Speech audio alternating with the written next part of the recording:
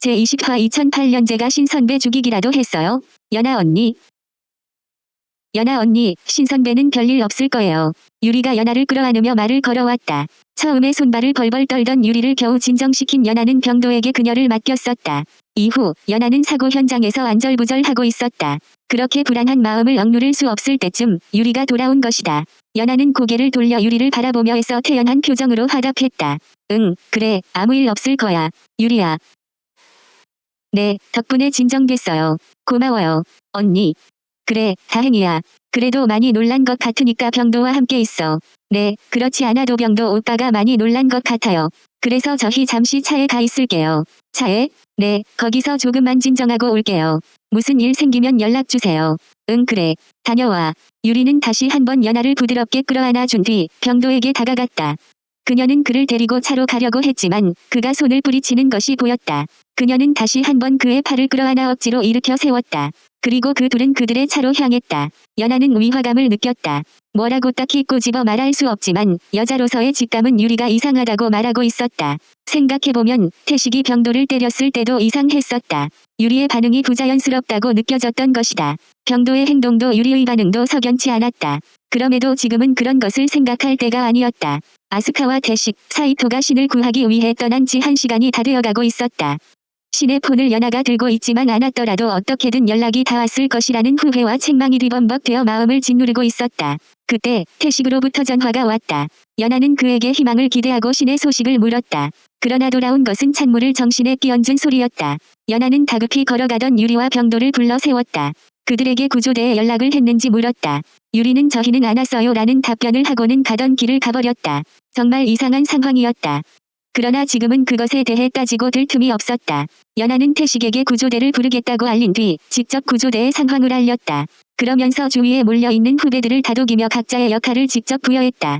연아는 사고가 일어난 지 1시간이 다 되어서야 정신을 차리기 시작한 것이다. 훗날 연아는 이 순간에 자신을 찢어 죽일 듯 화낼 것이다. 그렇게 안일하게 있었던 자신의 멍청함에 화가 났다.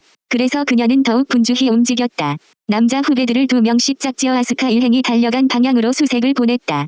그리고 여자 후배들에게는 인근 주민들에게 도움을 요청하라고 지시했다. 역할을 부여받은 후배들은 최선을 다해 움직였다. 지난 1시간 동안 그들은 이 문제에 대해 누구도 결정을 해주지 않았기에 우왕좌왕하고 있었던 것이다. 누구도 이런 일의 경험이 없었으니까. 그럴 수 있었다. 아직은 경험이 부족한 어른들이었기 때문이다. 그러나 연아만큼은 그러면 안 되었다. 그렇게 방관하고 있을 일이 아니었다. 이 상황을 타개하려면 냉철하게 상황을 파악하고 적절한 지시를 내려야 했다. 그게 신의 연인으로서 해내야 할 의무이자 책임이었다. 잠시 후 구조대가 도착했다. 현장 지휘관으로 보이는 담당자가 상황을 물었고 연아는 침착하게 답변을 했다. 그리고 앞서 구조를 나선 아스카 일행의 위치를 파악하기 위해 연아가 전화를 걸었다. 아스카는 전화를 받지 않았고 사이토는 연락처가 없었다. 태식은 한참 동안 전화를 받지 않더니 전화 연결음이 끝이 날 때쯤 겨우 목소리가 닿았다. 태식아, 지금 구조대원분이 오셨. 연아야, 구조대 아무나 바꿔줘. 무슨 일이야? 신에게 무슨 일 있어? 급해. 일단 바꿔줘. 아, 알았어. 잠시만. 태식의 다급한 목소리에 연아는 얼떨결에 옆에 있던 구조대원에게 폰을 건넸다. 그는 침착하게 태식의 상황을 확인했고 남은 구조대원들이 급히 차에 올라탔다. 통화를 끝낸 그는 연아의 손에 폰을 쥐어주며 짧게 상황을 설명해 주었다. 하류에서 발견되었나 봅니다. 출혈이 심해서 바로 구조하러 가야 하겠습니다. 네, 피를 많이 흘린다고요? 많이 다친 건가요? 아마도 그런 것 같습니다. 저기, 혹시 눈을 다쳤거나 그런 건 아닌가요? 환자가 최근에 눈 관련 외과 수술한 적이 있습니까? 아, 아니요, 그건 아니고 시각장애인이라서.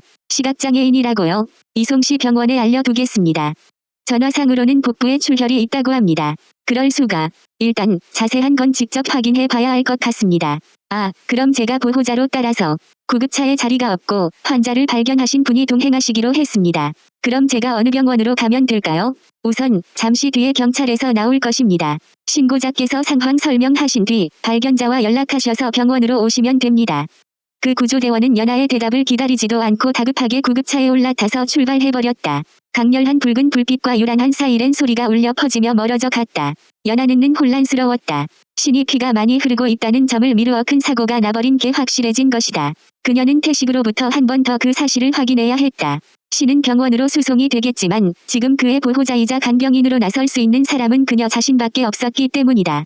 태식에게 전화를 걸려던 찰나 붉고 파란색 불빛들이 교차하면서 한 대의 차가 그녀가 서 있는 곳으로 다가왔다. 경찰이 도착한 것이다. 경찰차에 먼저 내린 건 보조석에 타고 있던 중년의 남성이었다. 이어서 운전석에서 내린 젊은 여성이 총총걸음으로 그의 뒤를 따라 연아에게 다가오고 있었다. 연아가 경찰을 부르지 않았지만 조금 전 구조대원이 말한 것처럼 그들이 온 것이다. 중년의 경찰은 자신의 소속을 밝힌 뒤 남아있던 학생들을 둘러보고 누구에게 상황을 물어야 할지를 잠시 망설인 것 같았다. 그 모습을 본 연아가 나서서 처음부터 상황을 설명했다. 옆에 있던 여경은 그것을 들으며 연신 안타까운 듯한 표정을 지어 보였다. 그러나 무표정한 얼굴의 중년 경찰은 연아의 상황 설명이 끝나자 바로 질문을 던져왔다. 사고 경위는 알겠습니다. 그럼 피의자는 어디에 있습니까? 네, 피의자라니요? 그 시각장애인을 밀친 학생들 말입니다. 어느 분이시죠? 아, 그 학생들은 많이 놀란 것 같아서 차에 가 있습니다. 도주했다는 말입니까? 중년 경찰은 미간을 좁히며 납득할 수 없는 표정을 지어 보였다. 그러자 옆에 있던 여경이 나서서 연아와 사고 상황에 대해 몇 마디 더 나누었다. 여경찰의 말을 들어보니 사고 현장에 있었던 유리와 병도의 진술이 필요하다고 했다. 그리고 피의자라는 단어를 목격자로 정정해 주었다. 연아는 유리와 병도를 데려오겠다며 두 사람이 있는 차로 발걸음을 옮겼다. 그녀는 걸어가는 내내 피의자라는 단어가 머릿속을 맴돌았다. 유리는 실수를 했을 뿐인데 경찰이 시작부터 범죄자인 것처럼 가정하고 조사를 하는 것이 내키지 않았던 것이다. 하지만 유리의 차가 보이기 시작한 순간부터 연아는 아무런 생각도 들지 않았다. 검은색 차량이 조금씩 흔들리고 있었던 것이다. 첫 순간에는 그 기묘한 움직임에 발걸음이 멈추어졌고 다음 순간에는 귓가에 닿고 있는 여성의 신음소리에 머릿속이 하얗게 되어버렸다. 그런데 소리를 자세히 들어보니 유리의 목소리가 아니었다. 그리고 사람의 목에서 나오는 육성이 아니라 스피커와 같은 전자제품에서 나오는 소리란 걸 알았다. 확실히 다른 여자의 목소리였다. 연아가 조금씩 다가가고 있었지만 그 소리와 들썩임은 멈추지 않았다. 연아는 침착하게 유리를 불렀다. 아마 충분히 차 안에 있는 사람에게도 들릴 만한 목소리 크기였다. 그러나 반응이 없었다. 오히려 연아의 목소리를 무시하듯 더 크게 차가 흔들렸고 스피커의 소리도 높아졌다. 연아는 한 걸음을 더 다가가 뒤쪽 유리창을 들여다보았다. 그러나 유리막이 칠흑같이 어둡게 칠해져 있어 안이 전혀 보이지 않았다. 그녀는 손으로 유리창을 가볍게 두드렸다. 그러자 차가 서서히 정적으로 변해갔다. 스피커도 기계적으로 한 단계씩 줄이듯 점차 소리가 작아졌다. 그리고 아무런 반응이 없었다. 연아는 한 번 더 창문을 두드렸다. 그러자 안에서 작은 소리가 들렸다. 차 안에 있는 사람들이 자리를 바꾸는 것 같았다. 그녀는 불쾌했다. 자신이 상상하고 있는 것이 틀렸을 것이라는 느낌이 전혀 들지 않았기 때문이다. 다시 한 번 문을 두드리려 할 때 창문이 반쯤 내려왔다. 땀에 젖어 머리가 헝클어진 유리가 얼굴을 내밀었다. 어깨에 아무것도 걸치지 않은 모습을 본 연아는 자신의 눈을 믿지 못했다. 보편적인 상식으로 이해가 되지 않았기 때문이다. 당황한 표정을 짓는 연아를 향해 유리는 하던 일을 방해받았다는 표정을 숨기지 않으며 입을 열었다. 연아 언니, 무슨 일 있어요? 그것보다 너희 지금 뭐 하는 거야? 아, 그게 아까 전에 병도 오빠가 많이 놀란 것 같아서 위로해주고 있었어요. 위로? 조금 전에 이상한 소리도 들렸는데 너 괜찮니? 아하, 들으셨구나. 아이고, 부끄러워라. 근데 그 목소리 저는 아니에요. 그래, 내가 아닌 건 알아. 근데 왜 차에서 그런 소리가 난 거니? 언니, 방금 병도 오빠가 많이 놀란 것 같아서 제가 위로해주고 있었다고 말씀드렸잖아요. 그러니까 그 위로란 게 에이, 언니도 다 아시잖아요. 우리가 남자를 위로해줄 때는 그거밖에 없잖아요. 언니도 신 선배랑 자주 하지 않아요? 유리야, 너희가 뭘 하던 상관없지만 그래도 지금은 신이 실종된 상태잖니. 맞다. 신 선배는 찾았대요? 유리의 반응이 너무 낯설었다. 연아는 만감이 교차했다. 이런 정신구조의 사람을 만나본 적이 없기 때문이다. 제 아무리 남자친구가 놀랐다고 해서 그걸 위로해준다는 이유로 이런 상황에 그런 짓을 하고 있었다는 것이 혐오스럽기까지 했다. 그것도 당당하게 말하고 있는 유리의 태도가 더해져 연아는 분노가 치밀어 올랐다. 그래서 연아는 냉랭한 목소리로 유리에게 자신이 찾아온 이유를 무미건조한 말투로 통보했다. 유리야, 지금 옷 입고 나와야겠어. 연아 언니, 저희 조금만 있다가 나갈게요. 아직 병도 오빠가 덜 끝났거든요. 아니, 당장 나와야 할 거야. 지금 경찰이 와 있는데 너네 두 사람을 찾고 있어. 지금 뭐라고 하셨어요? 경찰이요? 그래, 조금 전에 구조대를 불렀는데 경찰도. 연아의 말을 끊듯이 반쯤 열려있던 창문이 모두 열렸다. 그러자 차 안에 있던 끈적한 냄새와 속옷도 걸치지 않고 있는 유리의 상체가 보였다. 그 뒤에 땀에 젖은 등을 선보이고 있는 병도의 모습이 드러나자 연하는 황급히 고개 뒤로 돌렸다.